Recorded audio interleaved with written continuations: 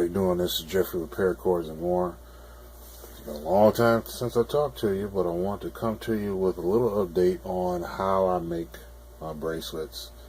I found a few tricks, a few shortcuts, so I wanted to bring those to you to let you know, and maybe some of your projects you'll have an opportunity to do them as well. You've seen me do this where I joined two colors before, so I'm not going to go over it too much. You can check that out in one of my other videos and, you know, get full details of how I do it, but I still want to do it on camera so you can kind of see how I do it. As you can see, I'm just kind of going back and forth to get the inner strands kind of molten together, but you don't want to stay on any one particular one because it'll burn. Get it together, melt it, wet your fingers, smooth out the seam. Hopefully this one will come together once it's done. And no, it didn't. And sometimes that happens. So let's see if we can do it a little bit better.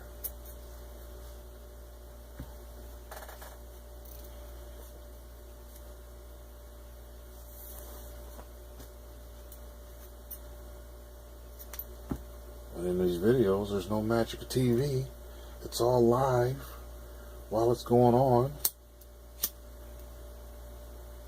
Granted, I can edit that out, but actually I think it helps people to see when the things don't work out. So I'll make it a little more molten and try to get my seams together a little bit better.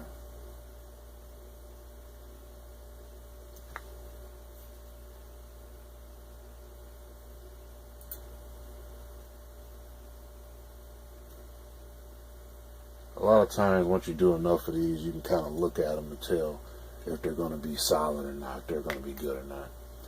So we're making a bracelet for a customer that wanted one of our patriotic American flag bracelets. I already have a logo here that we're going to be putting on the bracelet. So I wanted to get this started. Actually, this person needs it in a week from the time they ordered, and I want to do all I can to get that out to them.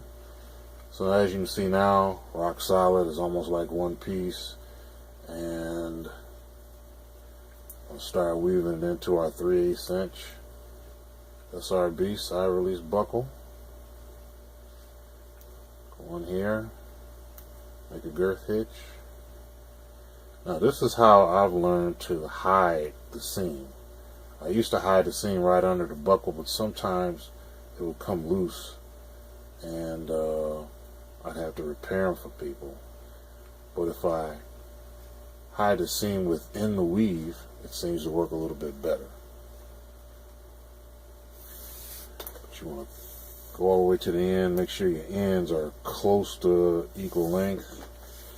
Mine aren't, so I'll pull this up a little bit. Try it again. That's a little bit closer. I had some extra on the end, so oops, sorry about that.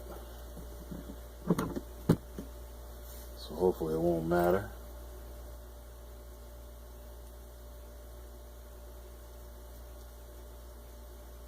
In fact,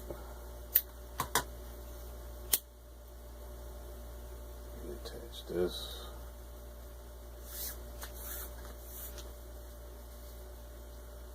I'm going to measure it out and I'll come back and I'll get started and show you how I do it a little bit different. Back. Now you probably remember, you might remember when I finished up before the last segment, the colors might have looked the opposite way. I realized once I put it together, actually the color I wanted to go back and forth was the blue, which I call as the weave that goes back and forth, and the red is going to be the loop outside. So I had to switch them around off camera. I'd like to do it all in front of camera, but I gotta save battery life. So I found a way to be able to incorporate this right into the middle without using the paper clip like I've used before.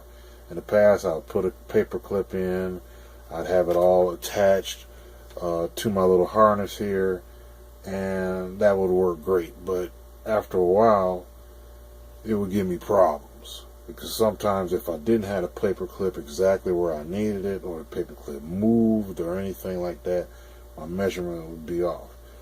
But I found a way to make them, and I'm going to show you how I would do it by hand. And this is something you could do at a craft show or a trade show or something like this, because you can't always harness yourself to some type of desk or jig or something like that. Because if you're selling stuff, sometimes you have people ask you questions. You can't be in the back of the booth sitting.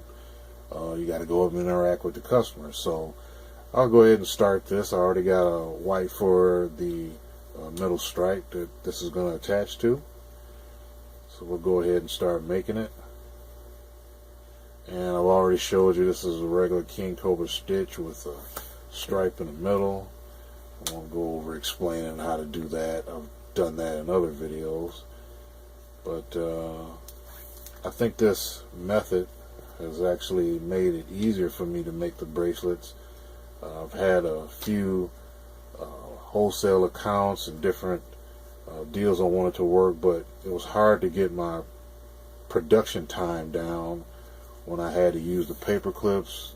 Even one time I was thinking about buying 1,000 paper clips so I could use them and be able to attach them, but when I go to use other people, trying to have folks align paper clips really was an inefficient method. So I found a method that is better. Excuse me for banging up to the camera. The tripod's right next to where my left arm is. And this way is, I think, a lot more efficient. Perhaps I'll find an even better way. Perhaps some of you know of an even better way. I've been pleased to hear that some of the videos and the methods that I've put out have helped people to be able to make these kind of bracelets and make them a lot easier.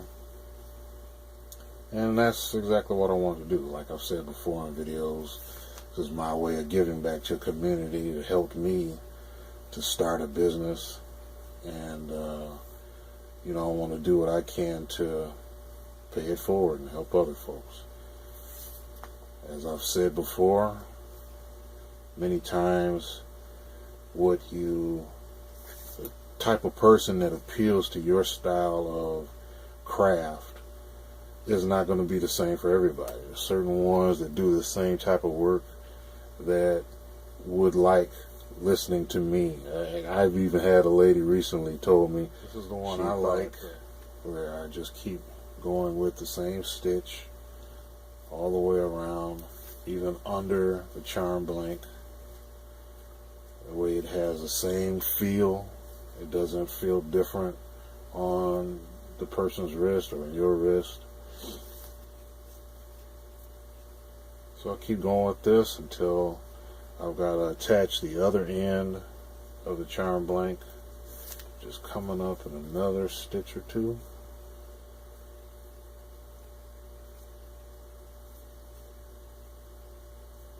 I know I'm kind of going fast, but some of this stuff I've already covered. And you can pause the video and go back and repeat parts that you didn't get. You can ask questions in the bottom of the video, and I'll do my best to answer them. Bring this out, go over it, and that locks in the charm blank. And keep on going with your stitch all the way to the end. At this point, it probably wouldn't hurt to check it and make sure you're about correct, which looks about right, because it's about the same length as the charm blank, is about the same length as the buckle. So if I got them matching, I want to be directly across from the other. That seems to work out a whole lot better than trying to do it with a paper clip attached to the table like you saw me in my other videos. Although that's a good method, and I think people are using that. For me, I just thought this was a little bit better. And like I said, at trade shows, craft shows that you might want to do, you have to have some kind of way to be able to do your craft that's kind of mobile. You have to be able, or at least I found that, you have to be able to stand up, interact with your customers. Even though I had my family there to give me a hand because I was the primary crafter. I was the designer of different things. People would ask questions, and my family wouldn't really know, so they would have to call me up. And if I was locked into the back of the booth doing orders and